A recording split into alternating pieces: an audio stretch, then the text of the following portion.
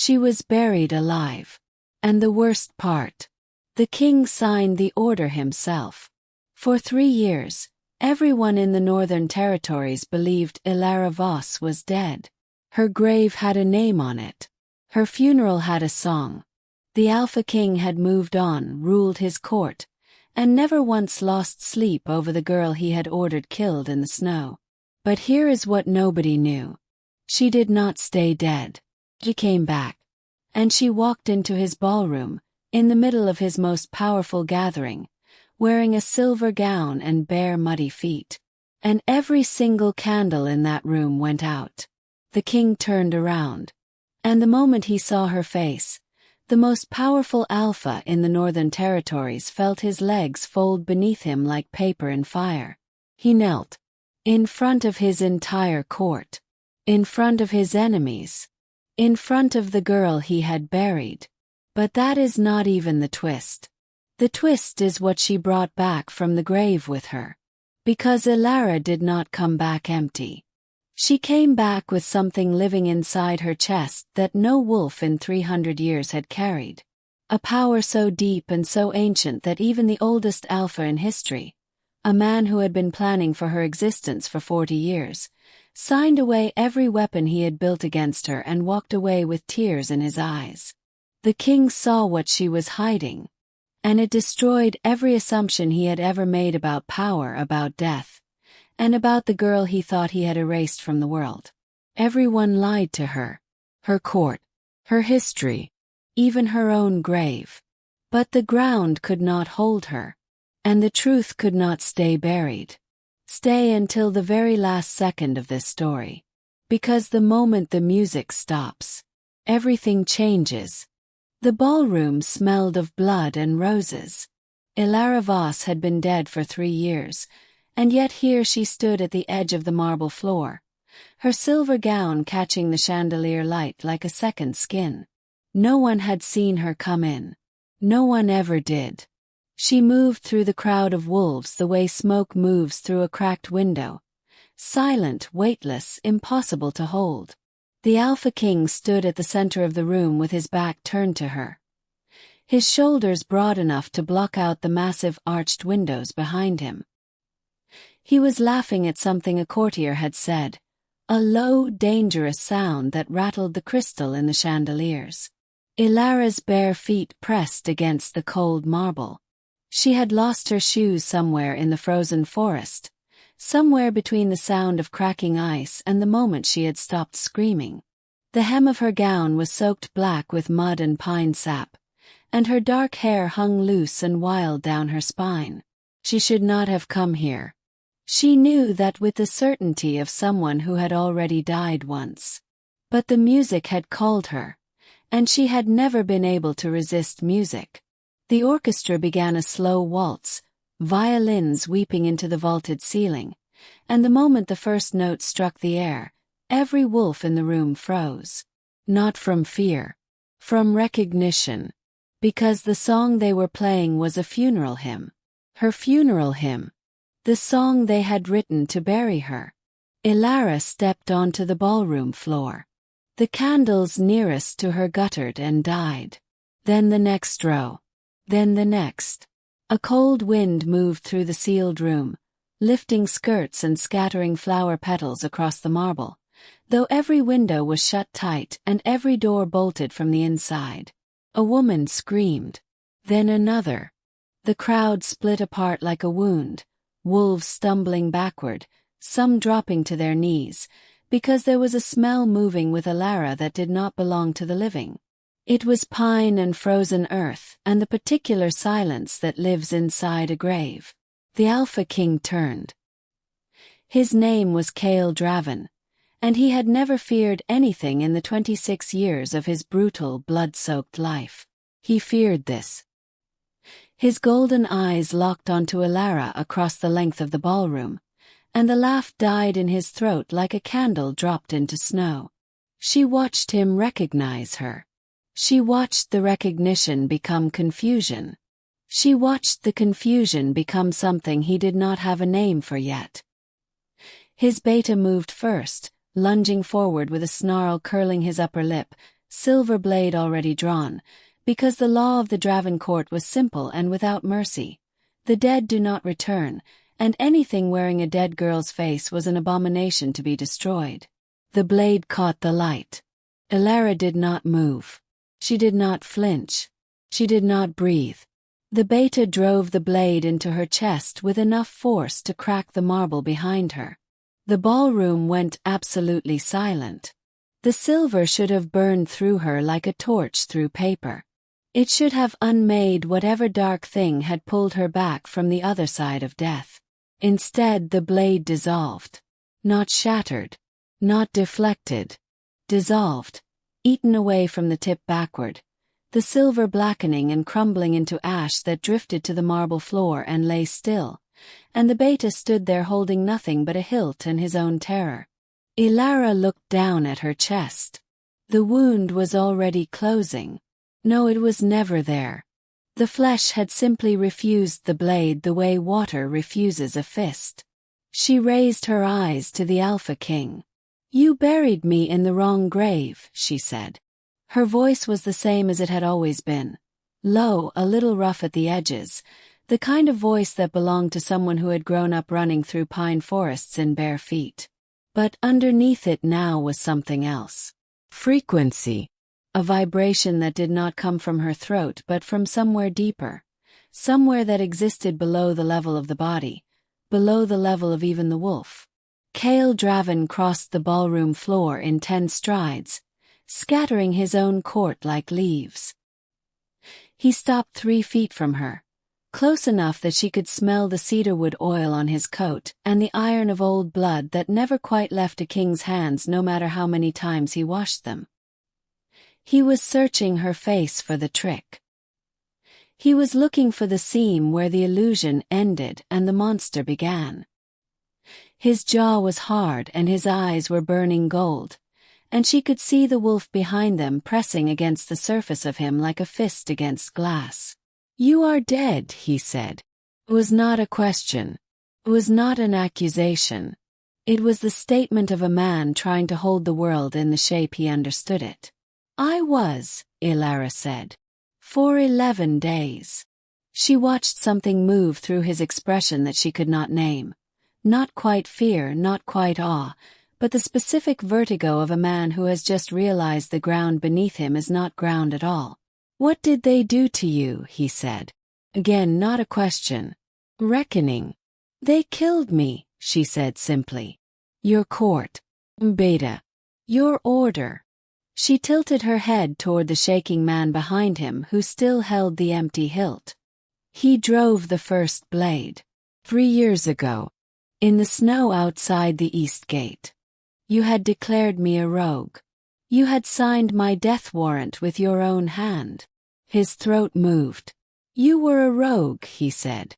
"You had broken the Alpha bond." "I had refused it," she corrected, and her voice carried that frequency again, and every wolf in the room felt it move through their bones like a struck bell. Several of them whimpered. One of the oldest wolves, a gray-muzzled lord who had survived 4 Alpha successions, dropped to one knee. He did not seem to know he had done it. Kael's eyes dropped to the kneeling lord, then snapped back to Elara with an expression she had never seen on his face in all the years she had existed in the margins of his court. Unguarded. Afraid. "What are you?" he said.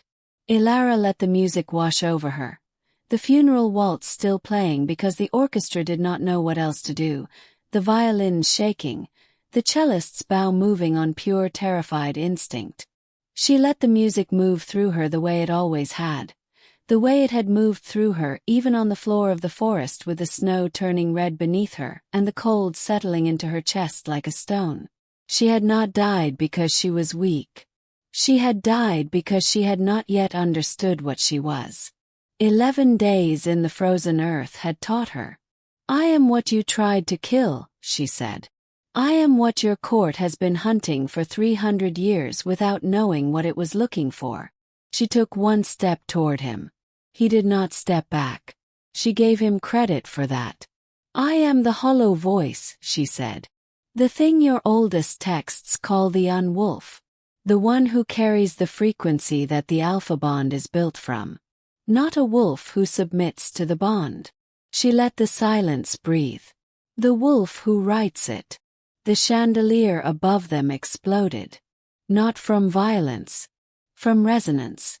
Her voice hitting the crystal at the frequency it could not survive. The way a singer's voice can shatter glass when it finds the exact right note. Crystal rained down around them both like stars, and in the sudden darkness the only light was the cold phosphorescent glow that had begun to emanate from Elara's skin, pale and blue-white and utterly inhuman.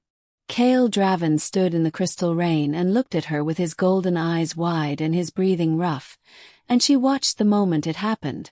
The moment the Alpha King of the most powerful wolf court in the Northern Territories understood that he had made the most catastrophic mistake of his reign. He had killed the one thing that could have protected him. He had buried the one thing that could not be buried. He had signed the death warrant of the girl who had the power to rewrite every alpha bond in existence, including his own. And she had come back. The music stopped. Every instrument in the orchestra fell silent at the exact same moment, not from a conductor's cue but from something older and more absolute, the same instinct that makes every animal in a forest go quiet when the apex predator moves. In the silence, Elara's voice was the only sound in the world. "Kneel," she said. And the Alpha King of the Draven court, the man who had never bent his knee to anything living or dead, felt his legs fold beneath him like paper in fire. He knelt. The entire court knelt. And the ghost in the ballroom smiled for the first time since she had crawled out of her own grave, because she had not come here for revenge. She had come here for something far more dangerous. She had come here to take the throne.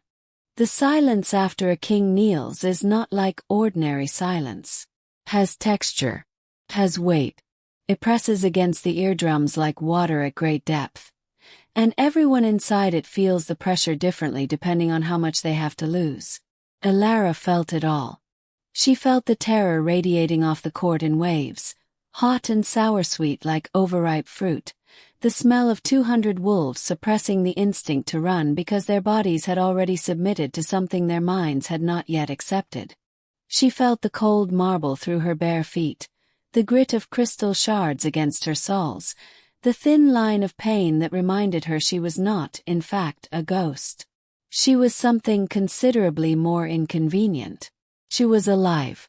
Kael Draven knelt on the marble floor with his broad shoulders drawn tight and his golden eyes fixed on the ground in front of her feet, and she could see the tendons standing out along the back of his neck like cables under enormous tension. He was fighting it. Of course he was fighting it. A man like Kael did not simply stop being who he was because reality had rearranged itself around him. He was pressing back against the compulsion with everything he had. His whole body trembling with the effort, sweat already darkening the collar of his black coat, and Elara respected it the way she might respect a river that refused to change course even when the mountain above it shifted. She did not want a puppet. She had not come all this way, through 11 days of frozen darkness and 3 years of exile and a resurrection that had remade her from the inside out, to rule a court full of puppets.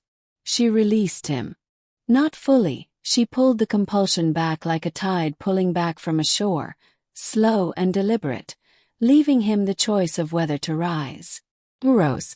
Slowly. With the careful, controlled movement of a man reassembling his dignity one vertebra at a time. When he straightened to his full height and looked at her, his eyes were still burning gold, still furious, still frightened in that deep-buried way that he would never acknowledge in daylight. But there was something else in them now. Something new.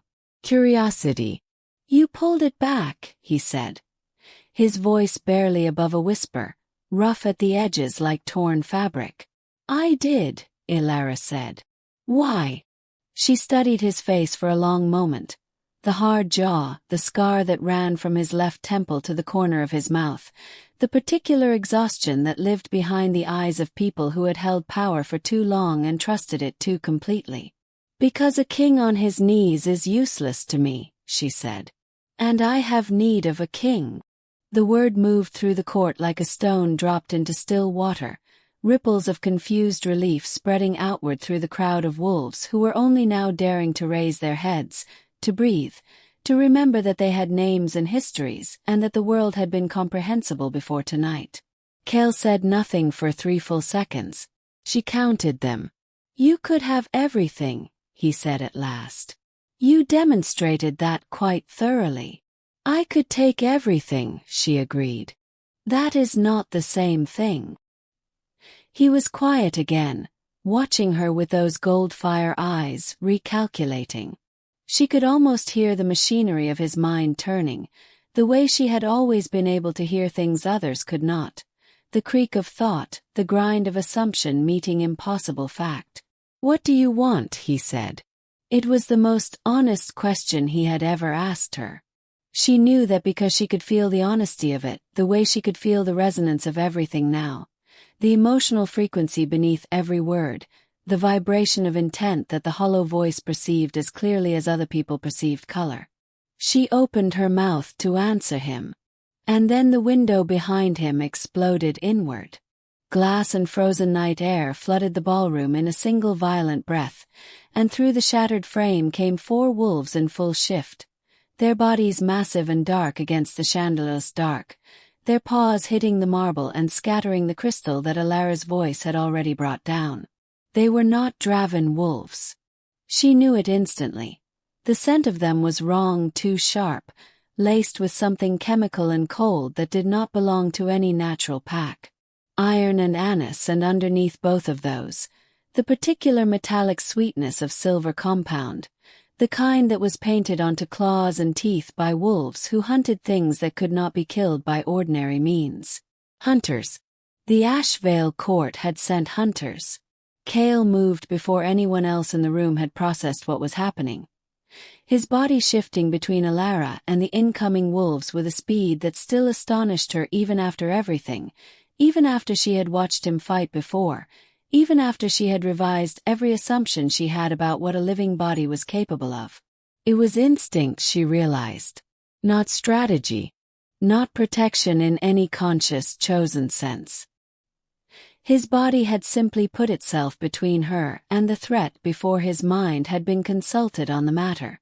She filed that information away in the part of her that was always watching, always cataloging, always trying to understand the architecture of the world she had come back to. The 4 Ashvale hunters spread across the ballroom floor, and the Draven court scattered away from them like starlings from a hawk, pressing against the walls, some shifting, some not, the room filling with a low dangerous rumble of 200 wolves trying to decide whether to fight or wait for the order.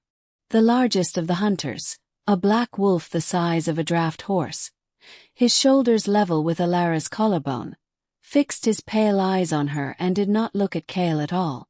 He had not come for the Alpha King. He had come for her. She felt the silver on his claws before she saw it, a thin burning awareness at the edges of her perception, the way she imagined a compass needle must feel the presence of magnetic north.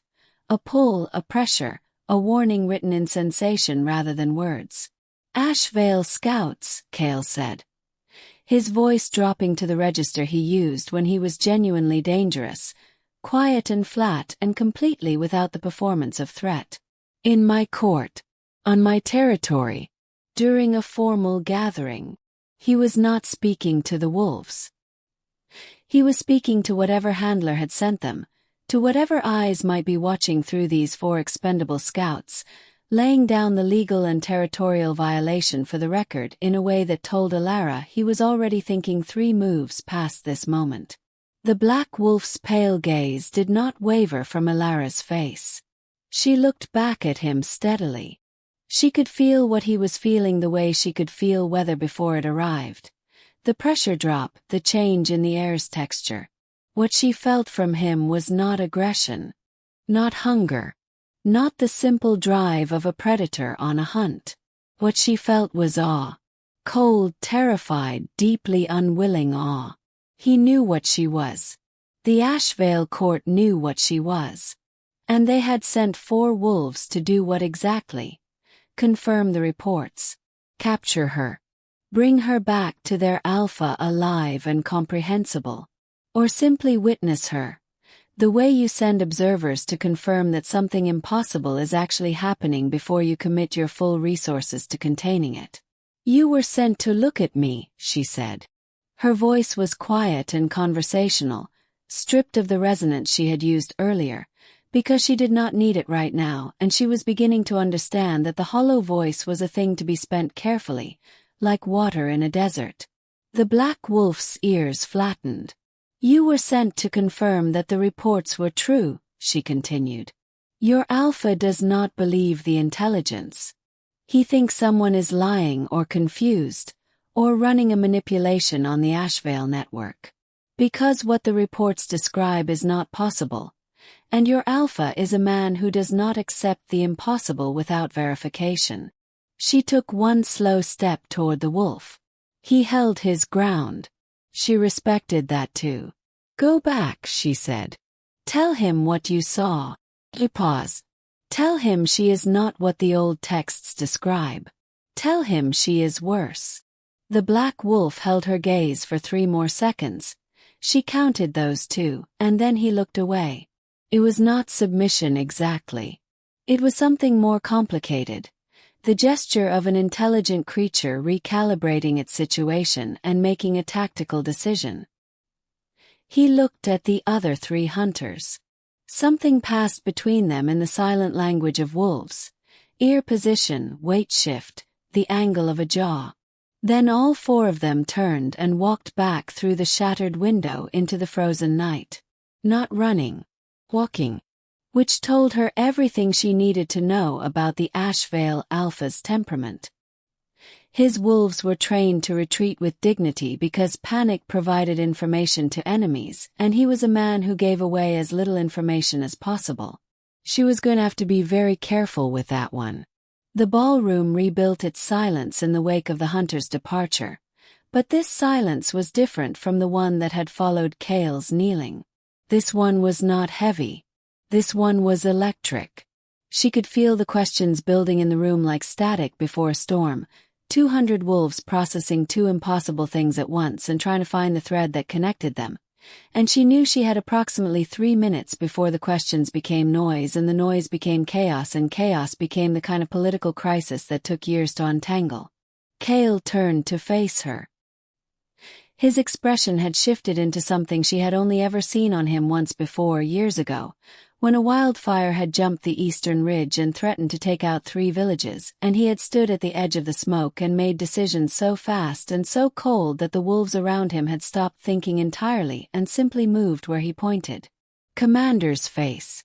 Crisis management face. The face of a man who was terrified and furious and absolutely, constitutionally incapable of letting either of those things be the thing that decided what happened next. My study, he said quietly, meant only for her. Now, unless you would prefer to continue demonstrating your capabilities to an audience that includes at least 6 known intelligence sources for rival courts.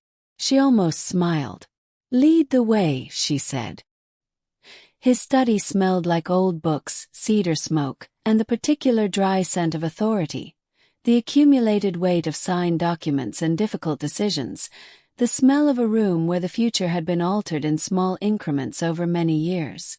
It was a large room made to feel smaller by the sheer density of what it contained. Floor-to-ceiling shelves bowing under the weight of pack histories and territorial treaties and battle records going back 4 centuries. A desk of dark wood scarred by generations of Draven alphas who had apparently shared the habit of pressing too hard with their pen when they were thinking. A fireplace large enough to stand in, currently burning with the kind of reckless generosity that only people who have never been cold in their lives can afford.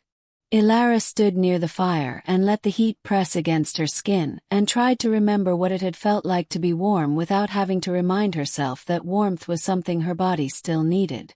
11 days in frozen earth changed a person's relationship with heat. With most things, actually. Kale closed the study door and put his back against it and looked at her across the length of the room with those gold eyes that she had spent 3 years trying to forget. "The Ashvale court has known about you longer than I have," he said. It was not an accusation. It was an observation, and the intelligence behind it was, she admitted privately, one of the things she had always found most difficult about him. He was not stupid. He had never been stupid. He had been wrong, and he had been cruel in his wrongness, and he had signed her death warrant with complete confidence in his authority and his judgment. But he had not been stupid. "The Ashvale Intelligence Network is older than your court," she said. "They have been looking for the hollow voice for longer than the Draven line has existed." "Because they want to control it," he said. "Because they want to control her," she corrected. A muscle in his jaw moved. "You," he said. "You," she agreed. He pushed off from the door and moved to the fireplace, standing beside her but not close, leaving 3 careful feet of distance between them that felt charged with everything neither of them was saying yet. She studied his profile in the firelight. The scar, the hard line of his brow, the way he held his shoulders like a man who had learned very young that no one was coming to carry anything for him. "How long have you known what you are?" he said. "I suspected for 2 years before you killed me," she said. "I understood it on the 11th day. Of being dead." "Of being dead," she confirmed. He was quiet for a long time. The fire cracked and settled, and outside the study walls she could hear the muffled sound of the court trying to reorganize itself, servants moving through the ballroom, voices in the corridors, the distant sound of someone crying with a particular helpless quality of a wolf who has had their understanding of the world restructured against their will. "I owe you a debt," Kale said. He said it the way he might describe a weather system, factually, without sentiment, acknowledging a reality he could not change by feeling complicated about it. "You owe me considerably more than that," Elara said. "Yes," he said simply. She had expected him to argue. She had prepared for argument, had built entire conversational architectures to route around his defensiveness and his pride and the specific psychological scaffolding of a man who had never once in his life been genuinely, undeniably, catastrophically wrong before. She had not prepared for yes. It knocked something loose in her chest, something small and old and painful that she had believed she had left in the frozen ground along with the girl she used to be. She pressed it back down. This was not the time. She was not sure there would ever be a time, but it was certainly not now. "The Ashvale Alpha will move quickly," she said, pulling the conversation back to ground she knew how to stand on. "He has been planning for the possibility of the Hollow Voice's emergence for a long time. He will have contingencies. He will have silver compound weapons designed specifically for this. Compounds that are meant to work on something that ordinary silver does not affect." "Does anything affect you?" Kale said. It was a genuine question, not a challenge, and the directness of it was slightly disorienting. "I do not know yet," she said honestly. "I have been alive again for approximately 4 hours." Something shifted in his expression, something quick and almost imperceptible, gone before she could name it. Almost like pain. "I should have known," he said. "About what you were." "Yes," she said. "You should have. The signs were there," she said. "They were there. You chose not to look at them because looking at them would have required you to question the framework you used to understand wolves. And questioning that framework would have been inconvenient." He accepted that too. It was deeply unnerving. "I am not doing this to be gracious," he said. "I need you to understand that. I am not agreeing with you because I have experienced some sudden transformation of character." "I know," she said. "You are agreeing with me because you need me." "Yes," he said.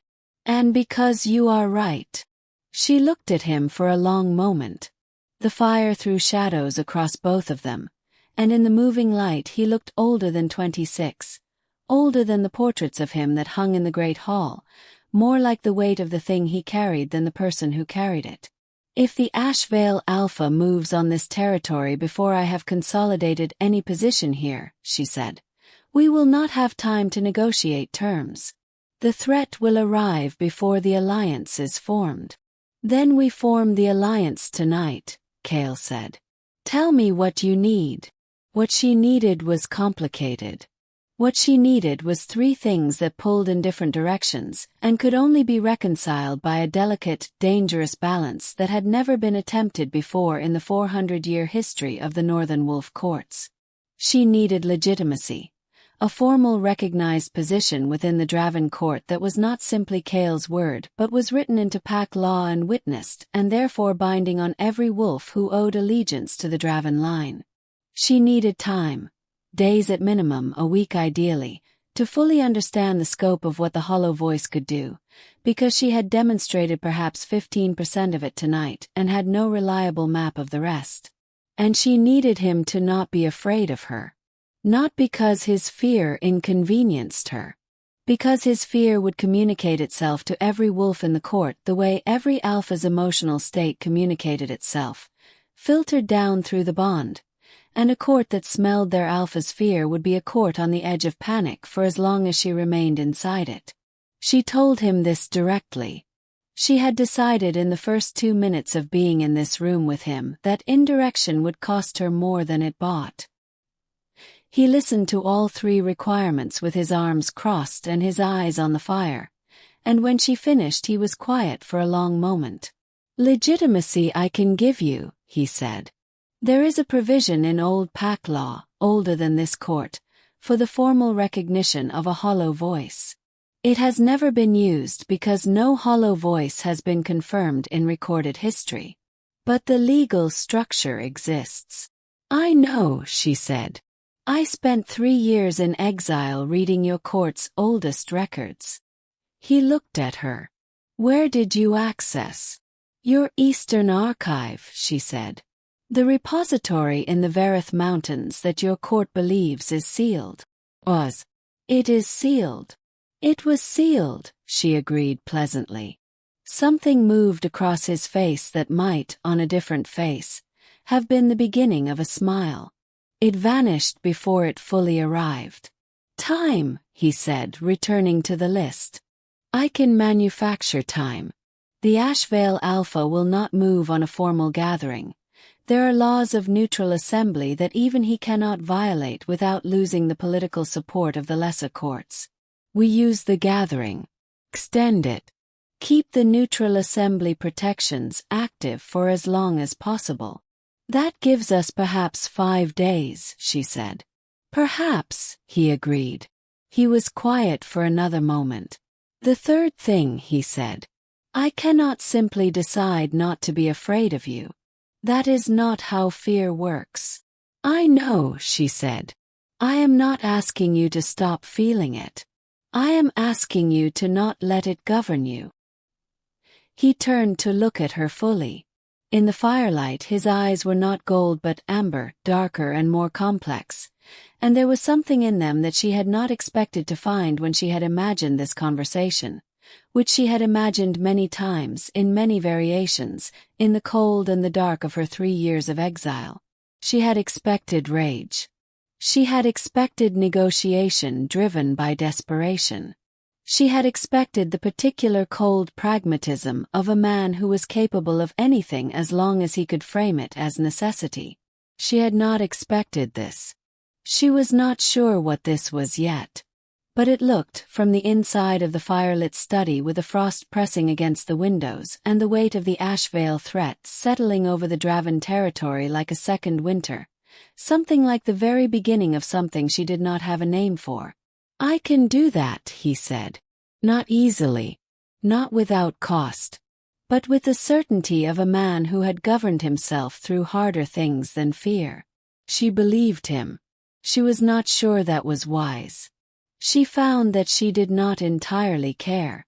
Then we have an agreement, she said. She held out her hand. He looked at it for a moment, at her pale fingers, the blue-white luminescence that still moved faintly under her skin like bioluminescence in deep water, the tangible evidence of everything she had become in the dark. He took her hand. His grip was warm and solid, and when his skin met hers she felt his frequency with a clarity that momentarily took her breath away. The hollow voice perceiving the alpha bond that lived inside him, the resonance of it, the ancient vibrating thread of authority that connected him to every wolf who had ever sworn to the Draven line. She felt how strong it was. She felt how alone inside it he was. She released his hand before he could feel her reaction to it. "The Ashvale Alpha," she said, stepping back. "What is his name?" Cale's expression shifted back into the harder register, the commander's face settling back over whatever had briefly shone through. "Merath Ashvale," he said. "He has held his court for 40 years. He is the oldest sitting Alpha in the Northern Territories. He is patient and he is brilliant, and he has never once in 4 decades made a move he had not planned for at least 3 outcomes in advance. And he knows I exist," she said. "He has known I exist since before tonight." "Yes," Cale said. "Which means he has already moved." Elara turned to the window.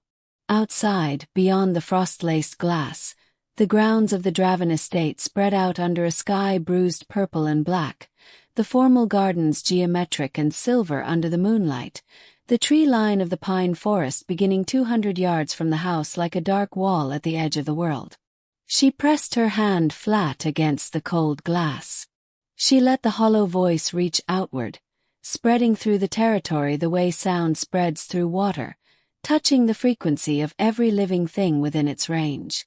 Pines, the frozen ground, the small animals sheltering in the roots of old trees, the wolves on the Draven perimeter, 4 of them, pacing their patrol routes with the steady focused attention of trained soldiers. And beyond them, at the very edge of her range, pressing against the perimeter of what she could feel the way a tongue presses against a sore tooth. Multiple frequencies. Not Draven. Not the 4 hunters who had come through the window and departed with such careful dignity. New ones. Stationary. Waiting. She counted them by frequency and felt the cold move through her that had nothing to do with the winter outside. "Cale," she said. Her voice was very quiet. He was at her shoulder before she finished saying his name. "There are 11 Ashvale wolves in the tree line," she said. "They arrived while the 4 hunters were inside. They have been there for at least 20 minutes. She felt him go absolutely still beside her. "They did not come to look at me," she said. "The 4 inside were the distraction. These 11 have different orders." "How do you know?" he said. "Because their frequency is different," she said. "The 4 who came through the window were afraid of me. These 11 are not." She turned from the window. "They have been given something to make them unafraid," she said. "Something that blocks the emotional resonance. A compound possibly, or an old working. Merath Ashvale is 40 years old and he has been preparing for this. He would have found something. If they cannot feel your resonance," Cale said, and his voice was very controlled now, very precise, "then you cannot compel them." "No," she said. "I cannot." He held her gaze. "Then what can you do?" Elara looked at the window, at the dark tree line beyond the frost and the formal gardens, at the 11 frequencies waiting with the patience of wolves who had been told to hold and who were holding. She thought about the 11 days. She thought about what she had learned in the dark, the things that had no language yet, the capabilities she had not demonstrated tonight because she had not needed them and because the hollow voice she was beginning to understand was something that revealed itself in layers, each one deeper and more fundamental than the last. She thought about what lived at the very bottom of it. She turned back to Cale. "I can do something else entirely," she said. "But I need you to trust me." The word landed between them with the weight of everything it contained.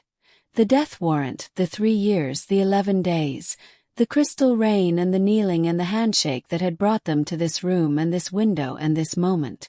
Cale Draven looked at the girl he had killed and brought back by accident into something he did not yet have a name for, and she watched him make the decision in real time. Watched it move through his expression like weather moving through a landscape. "I trust you," he said. And the terrifying thing, the thing that she would examine later in the quiet of whatever came after this night, was that she believed he meant it. "Good," she said. She closed her eyes. She reached for the bottom of the hollow voice. And the pine forest went absolutely silent. The pine forest did not simply go silent. It went silent the way the world goes silent in the moment between lightning and thunder. A held breath, a suspension of all ordinary sound, a stillness so complete that it had texture and weight and the particular quality of something enormous gathering itself before it broke. Elara stood at the window with her eyes closed and her hand flat against the cold glass and let the hollow voice unspool from the center of her chest like thread from a spindle, reaching outward through the frost and the formal gardens and the frozen ground, threading between the roots of the pines, moving through the dark with the patience of something that had been underground for 11 days and had learned, in the silence of its own grave, that patience was the oldest power there was. She felt the 11 Ashvale wolves the moment her frequency touched them.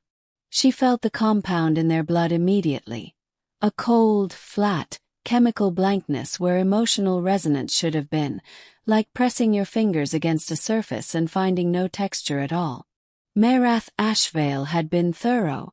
The compound was sophisticated, layered, clearly the result of decades of research conducted by someone who had spent 40 years preparing for exactly this encounter. It blocked the hollow voice's most obvious application. The resonance compulsion, the frequency that had brought Cale to his knees, the vibration that reached into the wolf and found the ancient bond thread and pulled. It blocked all of that cleanly and completely. What it did not block was the thing beneath it. The thing that Elara had found on the 11th day, in the deepest part of the dark, when she had stopped trying to remember what she had been and started paying attention to what she was becoming. She reached past the compulsion, past the resonance, past the frequency of emotion and authority and the ancient pack-bond architecture she had only begun to understand. She reached for the thing underneath all of that. The silence. Cale watched her from 3 feet away and tried to understand what he was seeing. She was still. Not the stillness of someone concentrating, not the held breath stillness of effort, something else, something that made the air around her feel different, made the temperature in the room drop 2 degrees in the span of a single breath, made the fire in the grate burn lower without any change in the wood or the draft. The luminescence under her skin intensified. It moved differently now. Not the soft diffuse glow of before but something directional, moving through the pathways of her veins and arteries like light through water, mapping the structure of her from the inside. He had been afraid of her since the moment she walked into the ballroom. He was more afraid of her now. He had told her he trusted her, and he had meant it, and he meant it still, and he was aware that both of those things could be true simultaneously. The trust and the fear, and that the fear did not make the trust a lie. He had built his entire adult life on the belief that fear was information, not instruction. He chose to believe that now. Outside, the pine forest remained silent. Then the 11 Ashvale wolves began to howl. It was not an attack howl. Cale knew attack howls, had heard them on 24 battlefields, had answered them, had given them, had heard them end in the specific wet silence that followed when the attack succeeded. This was not that. This was something he had no category for.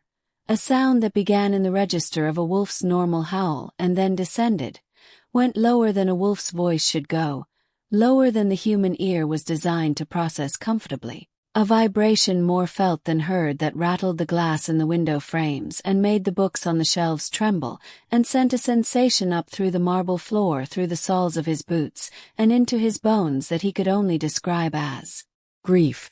Pure, enormous, sourceless grief. The kind that lived at the bottom of everything. The kind that had no object and no cure and no end.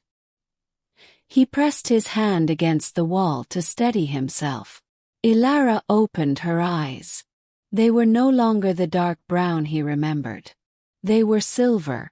Completely, uniformly silver, no iris, no pupil, just silver that moved and shifted like mercury in motion, and the light emanating from her skin had reached a level that cast actual shadows.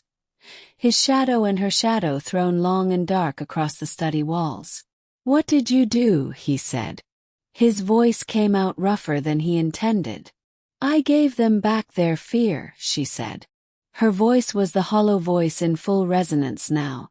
Layered, harmonic, multiple frequencies occupying the same sound the way a chord occupies a single moment in music. "The compound blocked their ability to feel the resonance I projected outward," she said. "It did not block their ability to feel their own resonance, their own frequency." I reached into the silence underneath the compound and I found the thread that connects every wolf to the thing it was before it was a wolf. The ancient animal, the first creature, the living thing that knew what it was before language gave it a name. She turned from the window. "I reminded them what they are," she said. "And what they are is afraid of the dark, the same as everything alive." The howling outside rose and then broke apart, disintegrating from a unified sound into individual voices, 11 separate wolves losing their formation, losing the cold tactical cohesion that the compound had given them, becoming simply wolves in a dark forest with something vast and incomprehensible pressing against the underside of their consciousness. Kale listened to them scatter. Listened to the sound of 11 trained Ashvale hunters retreating through the pine forest with none of the controlled dignity of the 4 who had come before them. Running. Just running. The way everything alive runs when it encounters something it cannot fight and cannot understand and cannot incorporate into any existing framework for the world. He looked at Elara.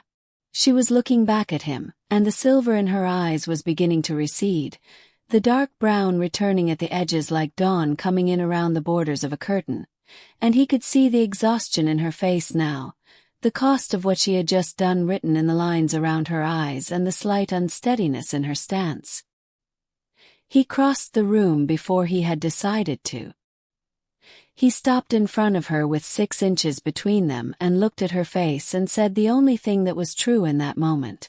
"Are you all right?" She blinked.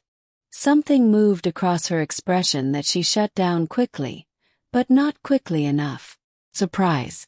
"Yes," she said. "I am functional." "That is not what I asked." "Was." "No," she said. "I am not entirely all right. But I will be." He nodded. He did not move away. Merath Ashvale arrived at the Draven estate 2 days later. He did not send scouts. He did not send hunters. He came himself. He arrived at the front gates in a black carriage drawn by 4 gray horses, attended by 6 advisors and 2 bodyguards, dressed in the formal gray and silver of the Ashvale court, and he requested, through entirely correct and proper diplomatic channels, a meeting with the Alpha King of the Draven court and the entity referred to in the intelligence reports as the Hollow Voice. He was 70 years old. Elara had expected an old man. She had not expected the particular quality of his age. Not frailty, not decline, but density, the accumulated solidity of a person who had spent 7 decades absorbing the weight of everything that had happened to him and had converted it all, every loss and every victory and every compromise and every cruelty, into a kind of ballast that made him almost impossible to move. He sat across from her and Kale at the long table in the Draven court's formal negotiation chamber, and he looked at her with eyes the color of river ice and he said, without preamble or diplomatic softening of any kind, "You are younger than I expected." "You are exactly as I expected," she said. Something moved in those river ice eyes. Respect, possibly. The grudging, involuntary kind. "The compound failed," he said. "Yes," she said. "I know. I have 17 other contingencies." "I know that too," she said. "Would you like to discuss them one by one? Or would you prefer to have the conversation we are actually here to have? Merath Ashvale looked at her for a long moment. Then he looked at Kale. Then he looked back at her. The northern courts cannot survive a war between the Hollow Voice and the Ashvale line, he said. No, she agreed. They cannot. I have spent 40 years preparing for your emergence, he said. Every contingency, every compound, every strategy. All of it was designed around the assumption that you would need to be controlled, contained. That the Hollow Voice was a force that, left ungoverned, would unravel the pack bond structure of every court in the Northern Territories. And now, she said. He was quiet for a moment. Now I am sitting across from you, he said. And I am revising my assumptions. The negotiation lasted 3 days. They were the 3 most difficult days of Elara's life, which was notable because her life had included dying. Merath Ashvale was everything Kale had said. Patient, brilliant, always thinking 3 outcomes ahead, never making a move that was not already connected to at least 2 contingent moves beyond it. He pushed on every edge. He tested every boundary. He probed the limits of what she would concede and what she would not, and he did it with the relentless systematic precision of a man who had been doing exactly this for 4 decades and had never yet met a negotiating partner who did not eventually show him where the soft places were. Elara did not show him her soft places. She had buried them 11 days deep and 3 years cold, and she knew where they were, and she was careful with them the way you are careful with injuries that have healed but not forgotten. Kale sat beside her through all of it. Not as her representative. Not as her advocate. As her equal in the negotiation, which was a thing he had proposed himself on the first morning, quietly before Merath arrived, and which she had accepted with a steadiness she did not entirely feel. She watched him across the table through 3 days of impossible conversation, and she catalogued the things she had not known about him before and had no framework to incorporate. The way he argued, cleanly, directly, without rhetorical performance, making his points with the efficiency of someone who had no interest in being admired for his intelligence, only in being understood. The way he managed Meritha's attempts to drive space between them. Subtle attempts, deniable, the sophisticated manipulation of a man who had turned political wedge-driving into an art form, with a steadiness that told her he had noticed every attempt and had simply decided that his position was his position and Meritha's opinion of it was not relevant. The way he looked at her when he thought she was not watching. She was always watching. The Hollow Voice did not switch off.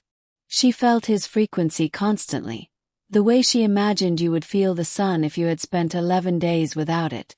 Impossible to take for granted, impossible to stop being aware of. She was very careful not to think about what that meant. On the 3rd day, Merath Ashvale sat back in his chair and looked at the agreement they had built across 72 hours of argument and said, "This is not what I came here for." "No," Elara agreed. "What you came for does not exist. Cannot be contained. Cannot be weaponized. I cannot be a strategic asset for the Ashvale line. What exists is this agreement, which protects the northern courts and gives your people the same protections it gives the Draven wolves and costs you nothing except the plans you made before you understood what I am." She held his gaze. "Let go of the plans," she said. "They were built for a version of me that does not exist." Merath Ashvale looked at her for a very long time. Then he picked up the pen. And he signed.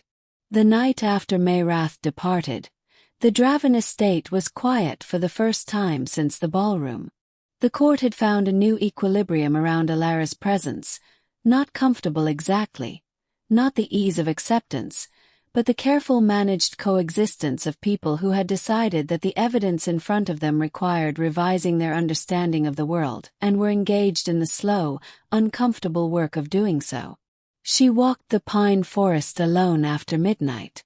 She needed the cold and the dark the way she had not needed them before the 11 days.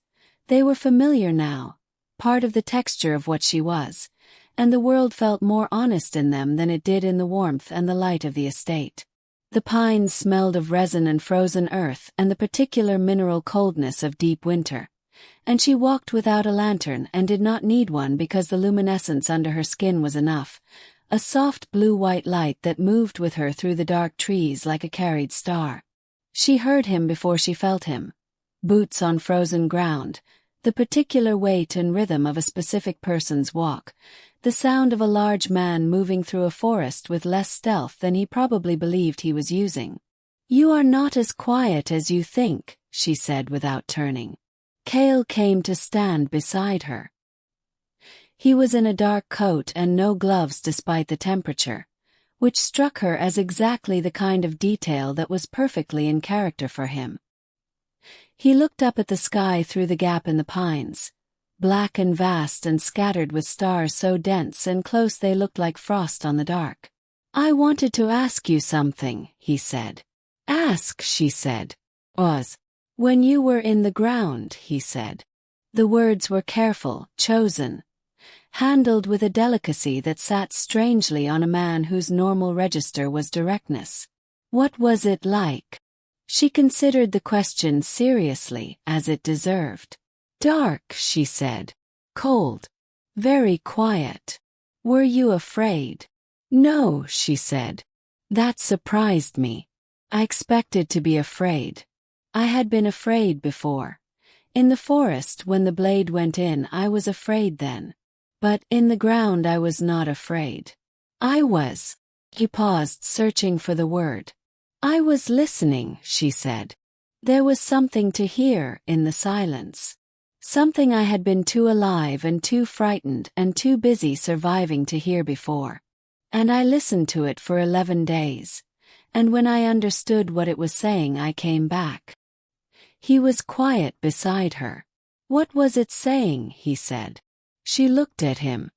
The starlight and her own luminescence caught the planes of his face, the scar, the amber of his eyes in the dark.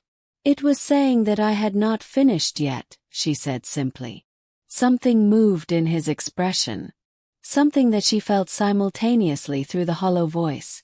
A resonance she had never felt from him before, sharp and warm and complicated, moving through the bond frequency of him like a stone dropped into deep water. She did not name it. It was too new and too enormous, and the forest was dark and cold, and they were two people standing at the very beginning of something that had no map. But she felt it. And she let herself feel it, which was something the girl she had been before the 11 days would not have been capable of. That specific bravery, the bravery of letting something matter to you when you already know how much the things that matter can cost. "Elara," he said. Her name in his voice was a different thing than her name in any other voice. She had always known that. She had spent 3 years trying to unknow it. "I know," she said. "I know. There is time." He nodded. They stood together in the dark forest for a long time, not speaking, the cold moving around them and the pines standing their ancient patient witness, and the luminescence under her skin cast their shadows together against the snow at their feet. Two shadows, overlapping at the edges, inseparable from this angle, this distance, this particular arrangement of two people who had been on opposite sides of the most important thing and had found, in the rubble of it, the foundation of something. Spring came late to the Northern Territories that year. It always did. But it came.